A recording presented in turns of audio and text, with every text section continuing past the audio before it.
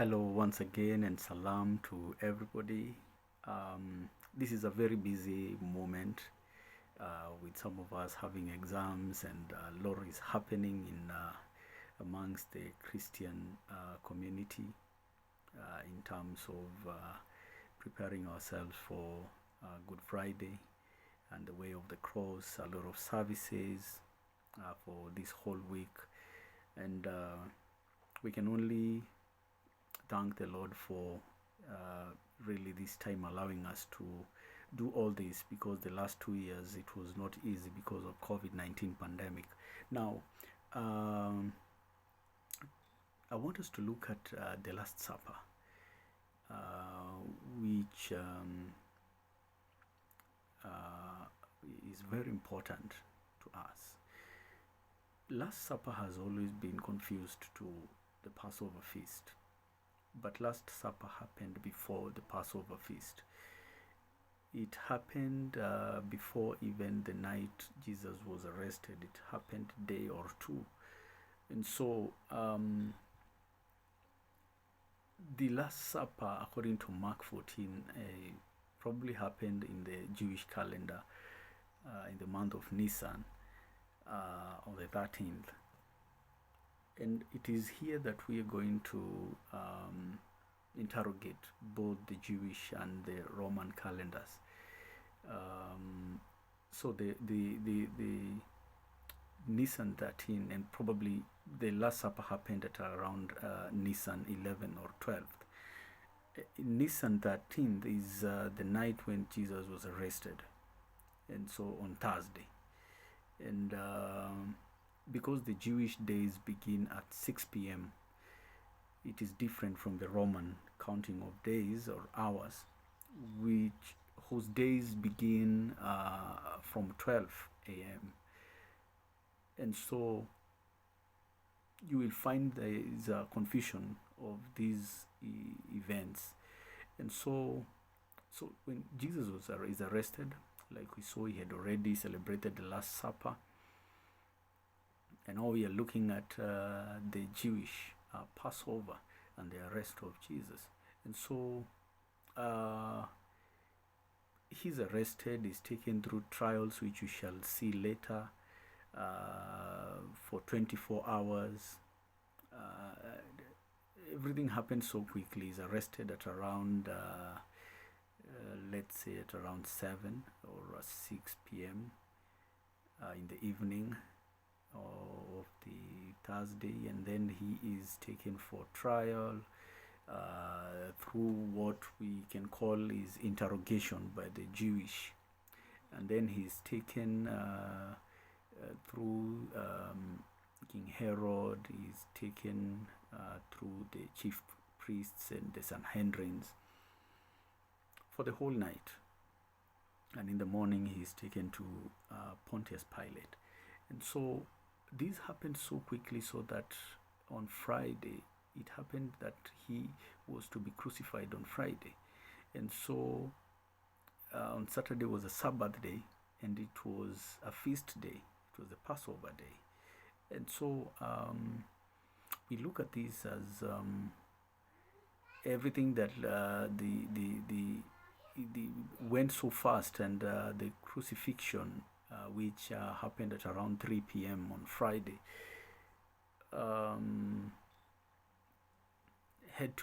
he had to be killed before 6 p.m. He had to have died, so that by 6 p.m. his body is taken from the cross. He's already dead, and because for the Jews they will not allow the body of a Jewish person to lay on the cross until it rots, as the Romans did to the crucifix. And so he's supposed to be laid somewhere by his believers and followers so that he can be buried on Sunday. There was no really time, so everything had to go so fast, and the crowd had to be charged for it to call for the crucifixion of Jesus immediately. And so they only had because they take him to Pontius Pilate at around 6 a.m. and they wanted this thing to be ended in 12 hours. And so there was the feast of the unleavened bread, and then the Passover had to take place during the transition of the day at around 6 p.m. And they really had choreographed all this so well that Pontius Pilate was charged by the crowd, and I asked for the crucifixion of Jesus, and then Barabbas is released, which was not a common concession of the Roman authority. But we remember here in Kenya, during these important public holidays, one of our former presidents used to release prisoners with petty crimes. But here we see somebody being released with a capital crime of treason. And it is believed that Barabbas was supposed to be crucified together with the two other thieves who may have been accomplices of probably a thwarted rebel or a revolt.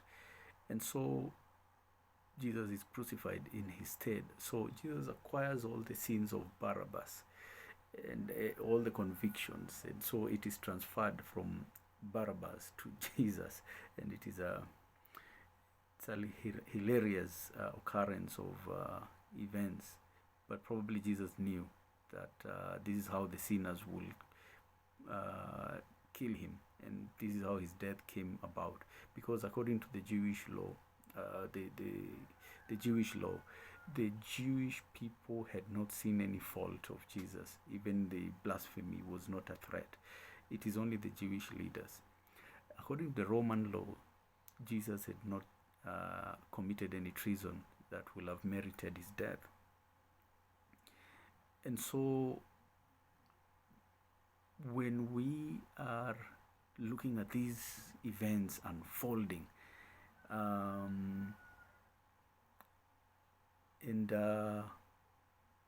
we are seeing that things are really going in a way that probably many never expected and people never understood.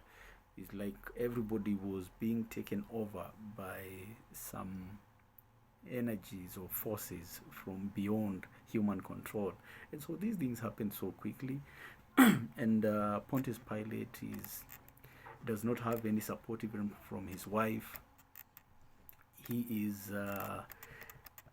wife tells him that I dreamt that this guy is innocent and you should let him go. But Pontius Pilate is looking at his job and remembers that when he was a new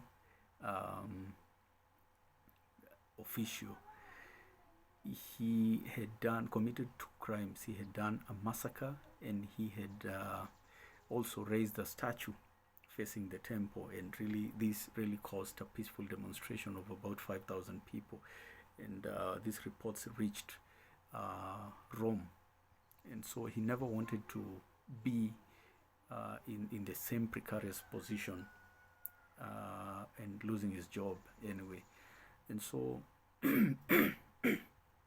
we look at also how these things unfolded from the Garden of Gethsemane after the Last Supper, which it was done previously or a day before. So it is very symbolic that Jesus was to be in the Garden of Gethsemane, or Mount of Olives. Gethsemane translates to oil press. Okay, and this is mentioned in Zechariah 13. And so there are very many contexts that we can relate to what had been mentioned by the prophets. And so, like for example, the garrison, the Roman garrisons had had signals or sirens, and sometimes they will be helped by cocks crowing. And so you'll see this later during the trial of Jesus by the Sanhedrin. And the cock crows at around 3 a.m. to signify the breaking of the dawn. And so you remember also Jesus talked to Peter, and the first time he mentioned him as Simon is like he was foretelling him of what was to befall him. And in the second statement, he calls him Peter or Rock, which was to probably signify that he should stand firm. You'll also find that he reminds them when he sent them to preach. He told them not to carry anything, and at this time they were supposed to be left behind after Jesus is dead, and so he's preparing them to be independent. And so he sends some of them to buy swords, and probably this is where Judas thought that this guy is going to tell us to revolt. He started talking of his father and calling the name Abba, which is very synonymous with the Psalms 88. And he continues to mention the cup, which really was a sign of really being ready to meet. In fact, it meant meeting the crowd that is approaching. So Jesus is seeing people coming for him, and so he mentions the cup. And a lot is happening. Even the 3 apostles that he had gone with to Mount of Olives, or in the Garden of Gethsemane, are almost like sleeping, while other people are, all the other pilgrims, and they are praying. These people are sleeping. And so we find that in the commentary of Luke, who mentions this as Garden of Gethsemane, he does not mention the repeated prayers that we see in Mark, but he tells us that Jesus knelt and prayed momentarily. And so he's the only person who mentions about the angel appearing, and also the blood and the sweat, the blood sweat are coming from him. And so Matthew is the only person who mentions the content of the prayers. And so when Jesus is arrested, he's kissed, and probably this was a customary for the ancient Near East. You can see even today Arabs, whenever they greet themselves, they kiss on the cheeks or on the shoulders. But which is mentioned by Luke 7 as a customary. He also asks the question that we had seen earlier about why they are coming to arrest him at this time. But here we see that the swords that he had sent are in action now. Somebody is cut, and this servant is named by John in his gospel as Malchus or Malchus. And then Jesus restores his ear, and he condemns the people who live by the sword. And again, we see like the trials that I had mentioned.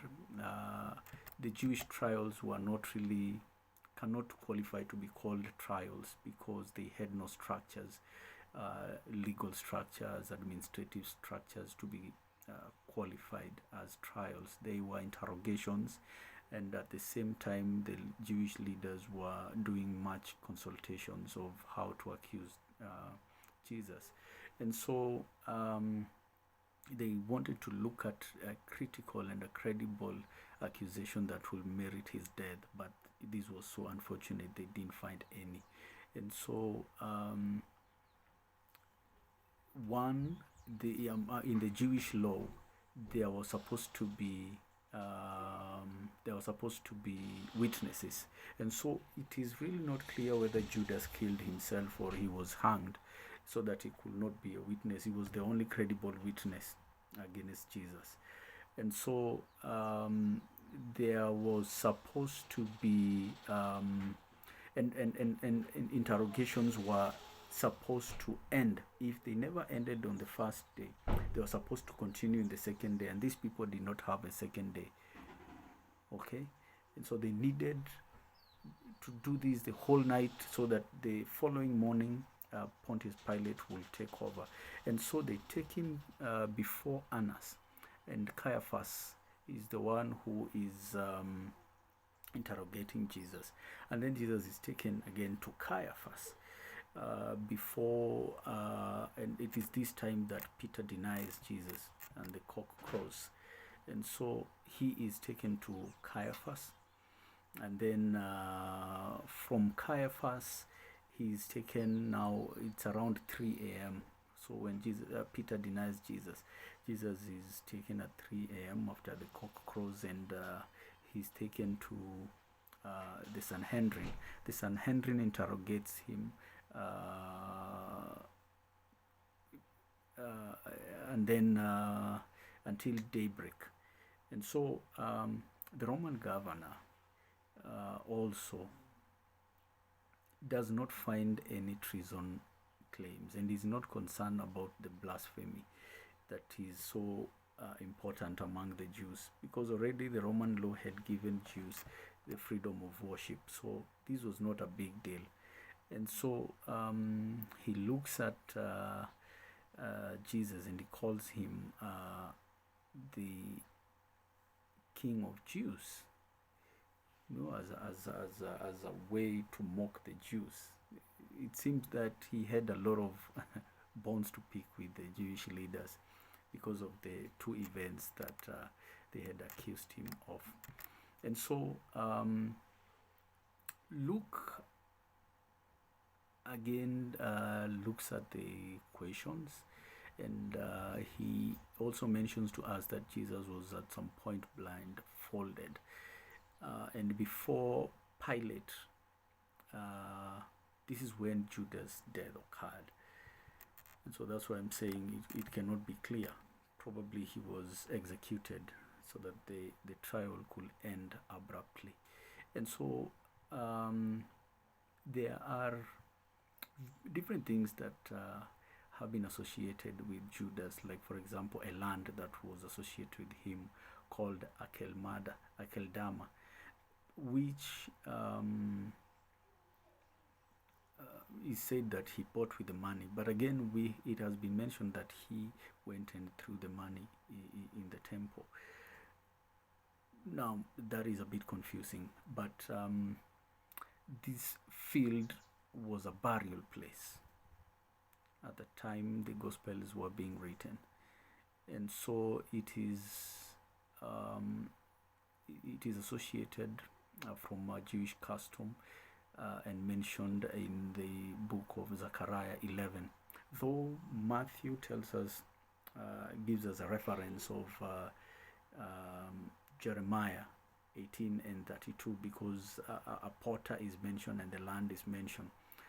But in our simple research, you will find more details in Zechariah than in Jeremiah. And so Mark reveals the Jewish trial, and the Jewish trial goes as bad to the Jewish leaders, and so they had to charge the crowd. And when the crowd was charged, Pontius Pilate asked them to take them to their Jews, who was Agrippa. And so, and because they all hated Pontius Pilate, the Jewish king, Agrippa the First, decided to let this guy be killed. Furthermore, he reminds him of John the Baptist. And you see, he's the one who executed. Uh,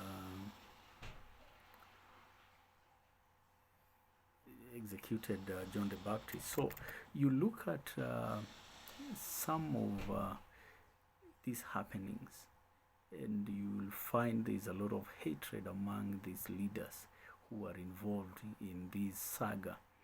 And he sends Jesus back to Pilate. And so in his assessment, Pilate, with the crowd charging, he doesn't want commotion, he washes his hand. And instead, the person who was supposed to be killed is freed. Like I said, Barabbas. And Barabbas is called Jesus as well. And so this was a common name during that time. But something more important is the name Barabbas. It means son of the Father. And so it is Matthew who tries to differentiate the two, Barabbas Jesus and Jesus Christ. But it was a coincidence that even the early church never really liked. But it had to happen like so, unfortunately. Now, we look at Herod Antipas.